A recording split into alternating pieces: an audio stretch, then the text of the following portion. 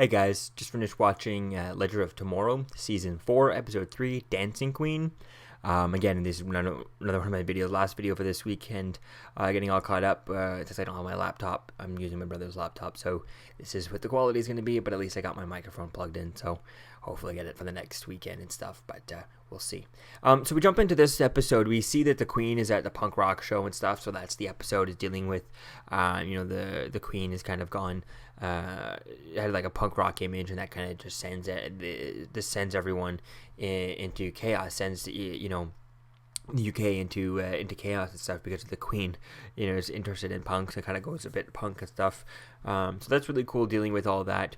We deal with that in this issue and stuff.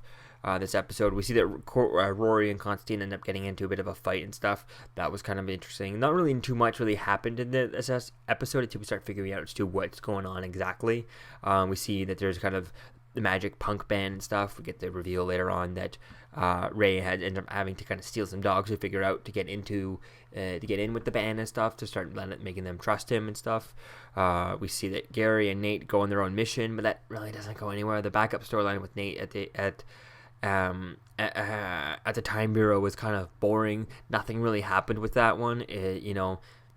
The ending of it is just kind of wasting time and stuff. I would have liked to have played again. We could have been playing with Sarah and her dealing with the death of her father, and we got nothing from it. She's, I know we've seen a lot of, mopey and sad Sarah and all that stuff, and, it would kind of be annoying to see it again, but it's just kind of, they're not talking about the big thing that just happened in her life. A couple of months ago, she lost her father, Captain Lance died. What was the point of having her in the last episode of Arrow if you're not going to bring it in there? And the whole point of doing that is because it's so cool, because it's connected, and seeing her all jump between both shows when she can, and ending episodes like that they can, because Arrow does like 23 and Legend does like 20, so they were done a long time filming, a few weeks before filming.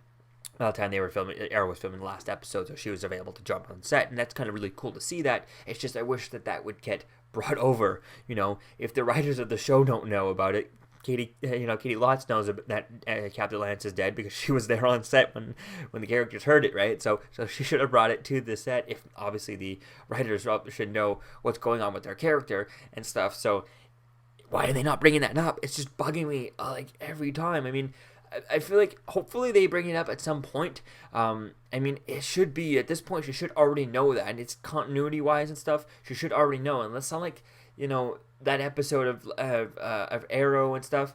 This should be concurrent. This stuff that Nate's doing in 2018 should be concurrent with what's going on with Flash and Arrow currently, So if he's looking at the news while he's on Legends in 2018, he should see that Oliver Queen is in prison. He should see that Barry, that the news about excess. We recently had an episode, I think the last episode dealt with the news where a Flash all of a sudden ran to Vegas and stuff, things like that with excess, and I think there was a reporter storyline and stuff. That should be in the news, that he should be able to see that, see that going on. Now, we don't need to see that everything there, but it would be cool for them to know that. I mean, I guess the team does know, because Sarah does know that Oliver's gone on to prison. She might not have known why, but it would be cool to see that.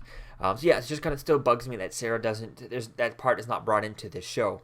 I think it kind of really bugs me, and hoping that it comes up at some point. Maybe she's kind of bottling up, and it wouldn't make sense that she's dealt with death so many times now that she's able to just kind of push it down and not release it, and I feel like she would be that type of person. So hopefully at some point throughout the season it does kind of explode, and that's when she's like, I lost my father and all that stuff, and she just kind of drops it off.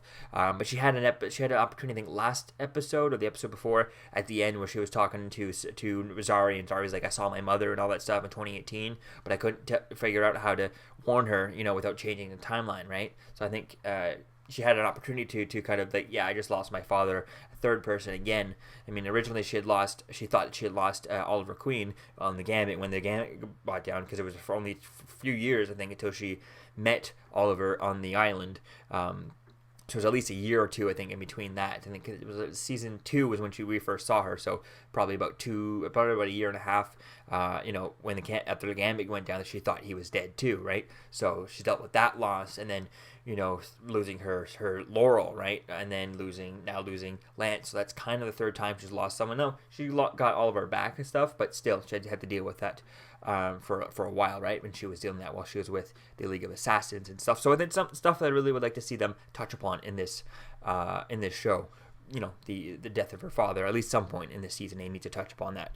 Getting back to this episode, we see Gary and Nate, like I said, they go on their own mission, and it just goes nowhere. It's kind of a boring episode. There's a CGI saber-toothed tiger stuff, but it was so bad, the CGI. It was an obvious CGI. I mean, they got these shows, you got Killer King Shark, and you got Gorilla Grodd, and they look perfect. And then you got this CGI like this, and it looks like one of those wonky Flash dolls when he's going at Flash speed, and it's just, they probably had like an intern or something build that and looked like, because it was just terrible, the CGI on that saber-tooth tiger. Now, I guess it was okay because it was in such a short moment, and it wasn't an important moment. It wasn't a big moment for the episode. It was just there's a backup storyline, so I get why they do that, but still it looks so bad. It was very annoying. So yeah, that could have just been, and I could have just erased that. So that was kind of boring. We see Constantine that later on he finds his mother.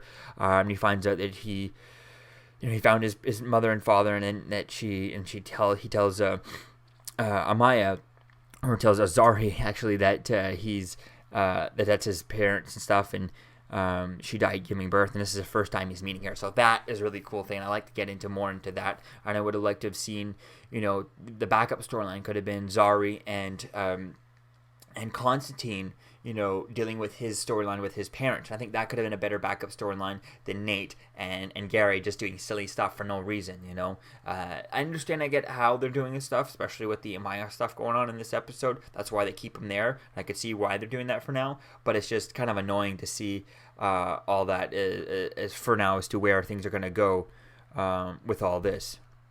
So I think it's going to be cool to see as to kind of where things kind of go with all this, as to how things kind of continue on, especially with Constantine. It looked like there were some parts where he's like, things are attacking him, right? And it looks like we got some flashes, if I'm not mistaken, of characters that were from his show. It was Papa Midnight, I think it was a character on his show. I'm going to have to check it out on IMDb, but it could be someone like that. I think that could be an interesting idea, maybe some sort of connection to his show, and bringing some characters from his show could be quite fun. Since there are only 13 episodes in his show, it doesn't take much for someone to go back and rewatch it nowadays, especially if they have those episodes also on I'm pretty sure they have it on the DC streaming service, but since I'm in Canada, I don't have access to that yet.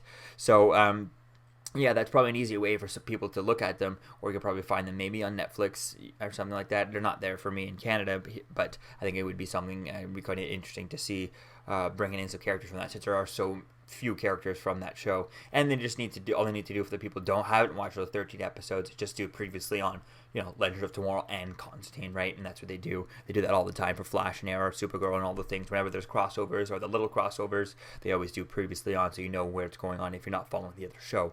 I think that would kind of be pretty good to see there.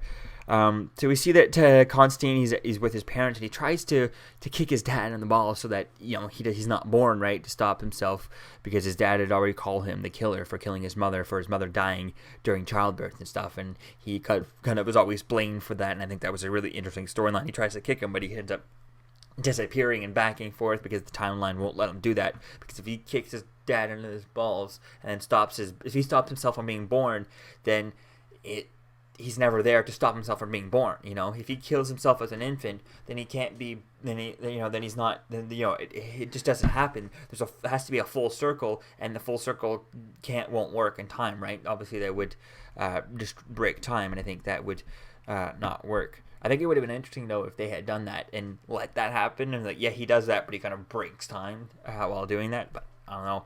I think it would have been interesting. It was cool to see that, how he can't kill himself in the past type of thing, because that would defeat time travel, right?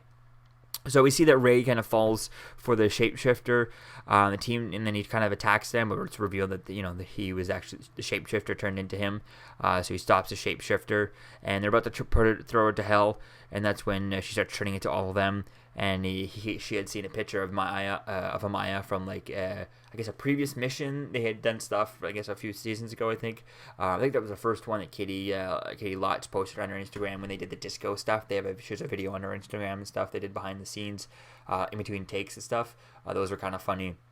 And so they had pictures of Amaya, and she turned into Amaya, and Constantine kind of locked her into that pose. So that's going to be cool to see this, to be able to bring the actress back. What's her name here? They have her listed here. I think they have, yeah, Marzi Richardson, the seller. I think it's really cool dealing with that, having her back for the show. It's going to be fun to see as to how this is going to play off. And I could see where they're doing this with Nate, and having him kind of stick it in with the Time Bureau and stuff. I think that's really going to be fun to see where things go with that. But hopefully, it looks like they're going to use the Time Bureau as a way to kind of keep him there and not deal with that big subject, the big thing that they really want to do.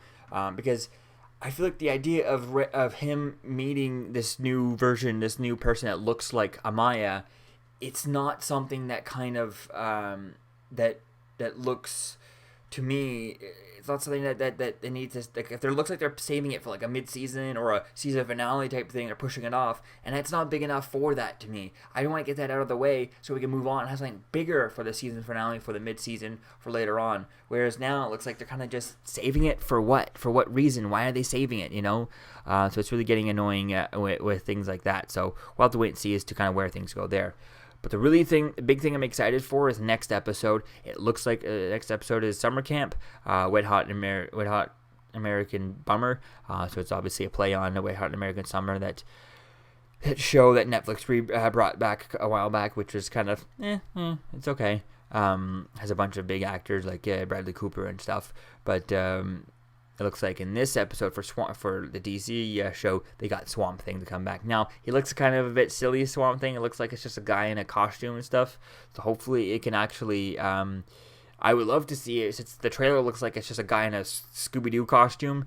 I think it would be fun if that was the whole thing. It was a Scooby-Doo costume, and then at the end of the episode, we get actual Swamp Thing and get like a full CGI Swamp Thing, one that looks like he's been taken right out of the Injustice games, because that was really cool. And Swamp Thing, if I'm not mistaken, was a little reference that they had in the first episode of the Constantine show, when they had a shrunken head of his in the first episode, right before, I think they even have the helmet of Naboo in that episode too. So I imagine this kind of makes, since this Constantine show is kind of connected, that it would kind of not make sense, because it was a shrunken head, which means he was dead in that show.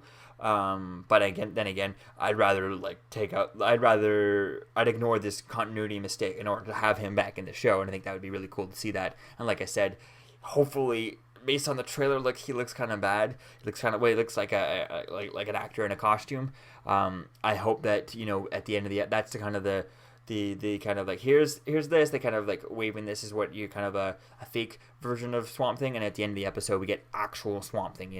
Maybe someone is pretending to be him, maybe he's a legend throughout he's like a ghost story that the campers tell each other, and then at the end of the episode and someone's kind of pretending to be him, and then at the end of the episode we actually get a real Swamp Thing where they could put all kinds of CGI and make him look as good as Gorilla Grodd and King Shark and stuff. Those are really good CGIs. Some of these shows, they do terrible CGIs, but then they do other ones where they just kind of nail it on the head with King Shark and Gorilla Grodd. So I think they could really do that with Swamp Thing here, and it would be really fun to see him doing all kinds of stuff and controlling the swamp, and pretty much the way he is in the Injustice video game. So I definitely can't wait to see as to kind of where things go with him in the next episode. So let me know what you think, guys, about this in the comments below, about Season 4, Episode 3, Dancing Queen, Legend of Tomorrow, and I'll see you guys in the next video.